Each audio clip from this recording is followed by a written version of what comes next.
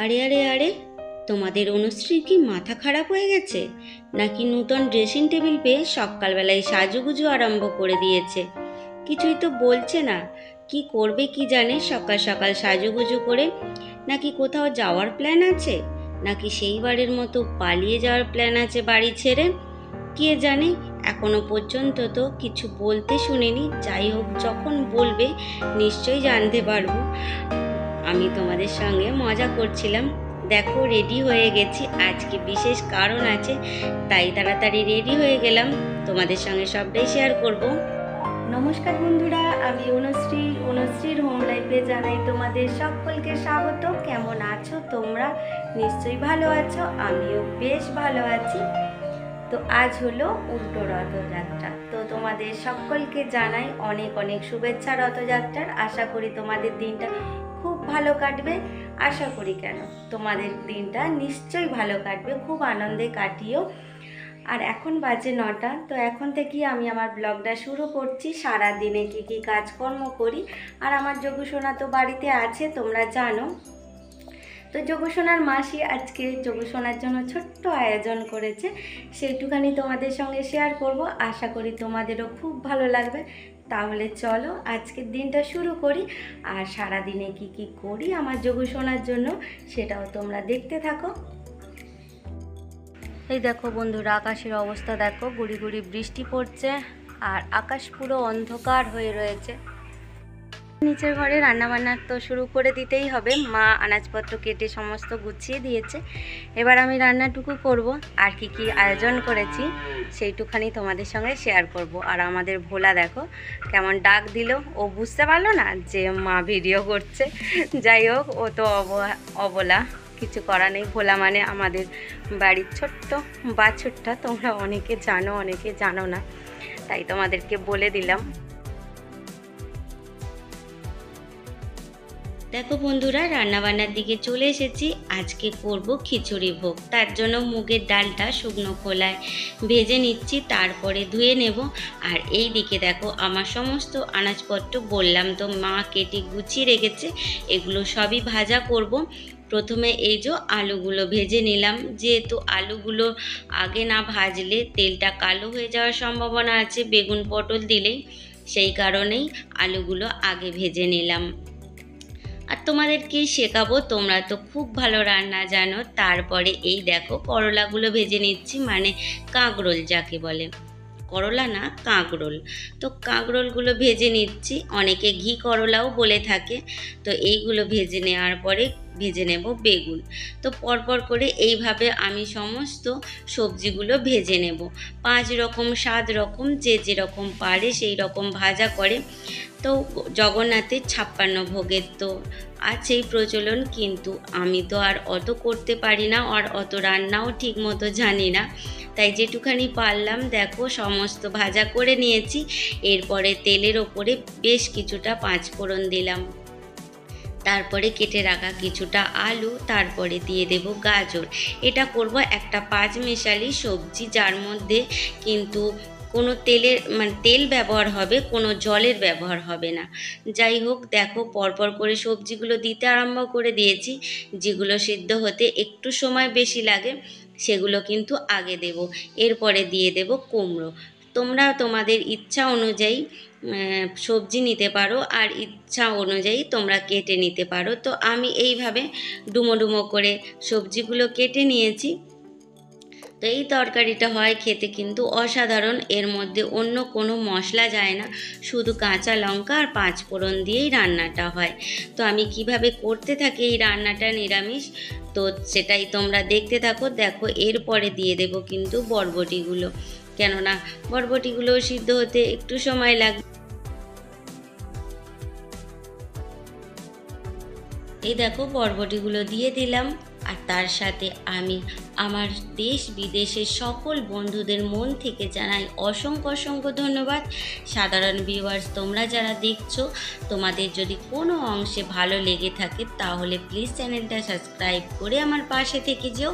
আর একটা ছোট্ট কমেন্ট করো কে কোথা থেকে দেখছো, তাহলে কিন্তু জেনে খুব খুশি হব। আর এই দেখো, তোমাদের সঙ্গে কথা বলতে বলতে রান্নাটা অনেকটাই এগিয়ে এসেছে, দিয়ে দিলাম পটলগুলো। এইভাবেই সমস্ত সবজিগুলো একের পর এক দিতে থাকবো আর ঢাকা দিয়ে দিয়ে বেশ সময় ধরে কিন্তু কষিয়ে নেব। দেখো পরিমাণ মতো দিয়ে দিলাম লবণ, কেননা সবজি থেকে এই যে লবণ দেওয়ার পরে যে জলটা বেরোবে সেই জলটার মধ্যেই কিন্তু সবজিটা সিদ্ধ হয়ে যাবে আর তেলেতে। তোমাদেরকে তো বলেইছি যে এই সবজিতে কোনো জল ব্যবহার হবে না। তো তারপরে দিয়ে দিলাম কয়েক টুকরো বেগুন, অল্পই ছিল, ভাজা করার পরে একটুখানি বেগুন ছিল সেটাও দিয়ে দিলাম। এই তরকারিতে যে কোনো সবজি দেয়া যায়। আর এই দেখো বেশ কিছুক্ষণ পরে ফিরে এলাম, রান্নাটা প্রায় হয়ে এসেছে, অল্প পরিমাণে দিয়ে দিলাম চিনি আর লাইটটা অন করে তোমাদেরকে দেখাচ্ছি। দেখো কালারটা কিন্তু খুব সুন্দর এসেছে। আর কয়েকটা কাঁচা লঙ্কা দিয়ে দেব। ভয় পেও না বন্ধুরা, এই কাঁচা লঙ্কাগুলো কিন্তু আমি ফাটিয়ে দিইনি, এমনি গোটা দিয়েছি যাতে এর খালি সেন্টটা এর মধ্যে আসে, তরকারির মধ্যে কোনো ঝাল না আসে। এরপরে দিয়ে দেব ভেজে রাখা কয়েক টুকরো বাদাম। তো এই বাদামটা দিলে খেতে কিন্তু তরকারিটা অসাধারণ হয়। জগন্নাথের সমস্ত রান্নার মধ্যে নারকেল কুঁড়ো দেওয়া হয়, কিন্তু এই মুহূর্তে নারকেল কুঁড়ো আমার কাছে ছিল না, তাই বাদাম দিলাম। তোমরা তো দেখতেই পেলে রান্নাটা আমার হয়ে গেছে, মানে তরকারিগুলো সব হয়ে গেছিলো। এরপরে খিচুড়ি ভোগটা করতে চলে এলাম। তেল দিয়েছি, তেলটা গরম হতে গোটা গরম মশলার ফোড়ন দিয়ে দেব, তেজপাতা, দারুচিনি, লবঙ্গ, এলাচ। এরপরে কিন্তু বেটে রাখা অল্প পরিমাণে আদা, তার সঙ্গে হলুদ মিশিয়ে দেব। এই খিচুড়িটার মধ্যেও কিন্তু কোনো ঝাল ব্যবহার করব না, কেননা জগন্নাথের ভোগেতে কোনো ঝাল যায় না, সেই কারণেই কোনো ঝাল দেব না। দেখো ফোড়নটা একটু হতে দিলাম, দিয়ে কিন্তু এই যে মশলাটা আমার রেডি করা আছে এইটা দিয়ে বেশ কিছুক্ষণ কষিয়ে নেব, যতক্ষণ না আদার কাঁচা গন্ধটা চলে যায়। আর তোমাদের সঙ্গে তো শেয়ার করেছিলাম যে মুগের ডালটা ভেজে রেখেছি। এই দেখো চাল, গোবিন্দভোগ চাল আর ডালটা ভালো করে ধুয়ে নিলাম, দিয়ে ওই মশলাটার ওপরে দিয়ে বেশ কিছুক্ষণ কষিয়ে নেব। এইভাবে কষিয়ে নিলে কিন্তু খেতে হয় দারুণ, আর ভোগটার মধ্যে থেকে খুব সুন্দর গন্ধ বেরিয়ে আসবে। তো এখানে আমি গোবিন্দভোগ চাল নিয়েছি, তোমরা চাইলে যে কোনো আতপ চাল বা অন্য কোনো চাল ব্যবহার করতে পারো, তবে ভোগের ক্ষেত্রে সাধারণত গোবিন্দভোগ চাল আর আতপ চালটাই চলে। পরিমাণ মতো জল দিয়ে দিয়েছি, ভালো করে কষিয়ে নিয়ে এবার আলুগুলো তুলে দেব, কেননা আলুগুলো সিদ্ধ হতে বেশ কিছুক্ষণ সময় লাগে, সেই কারণেই।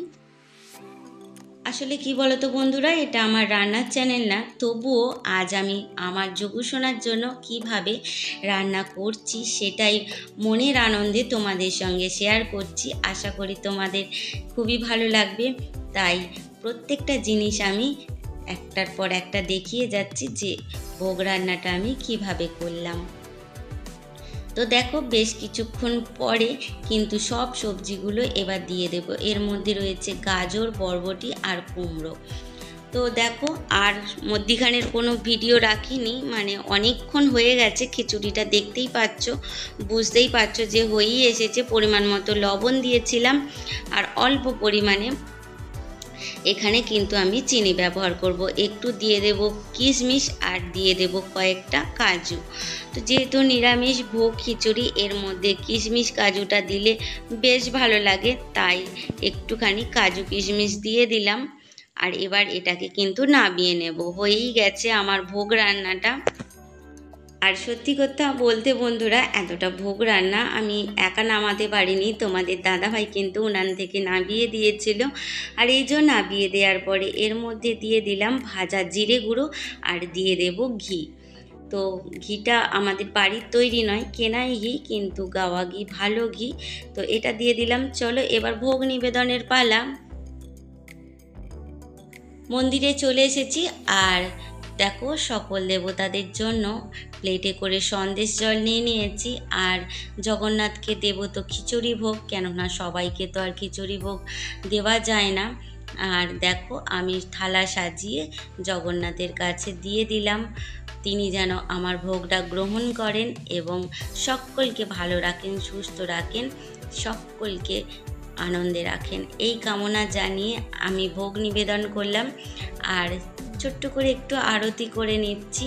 মনে যেটুখানি ভক্তি আছে সেইটুখানি দিয়ে, জ্ঞানহীন ভক্তিহীন তুচ্ছ মানব আমি, নিজ গুণে কৃপা করো, নিজ গুণে ক্ষমা করো।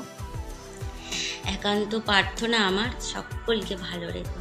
চলো তাহলে বন্ধুরা, ভোগ নিবেদন তো আমার হয়ে গেছে, আর আমার খেপি মাকে ভোগ দিয়েছি। আমার খেপি মা খিচুড়ি খেতে কিন্তু খুব ভালোবাসে। তোমাদেরকে ভোগ দর্শন করিয়ে দিচ্ছি। ভোগ দর্শনেও কিন্তু অনেক পুণ্যি আছে। তো দেখো, ভোগ দর্শন করিয়ে দিলাম, আর আমার যোগু সোনাকেও একবার দেখিয়ে দিচ্ছি। দেখো কেমন সুন্দর করে সেজে গুজে আমার যোগু সোনারা বসে আছে। তাহলে চলো, ভোগ নিবেদন তো হয়েই গেল, মন্দিরটা তোমাদের একবার দেখিয়ে এবার একটুখানি সরে যাব, কেননা ভোগ নিবেদন করে মন্দির থেকে সরে চলে যেতে হয়। সেই কারণেই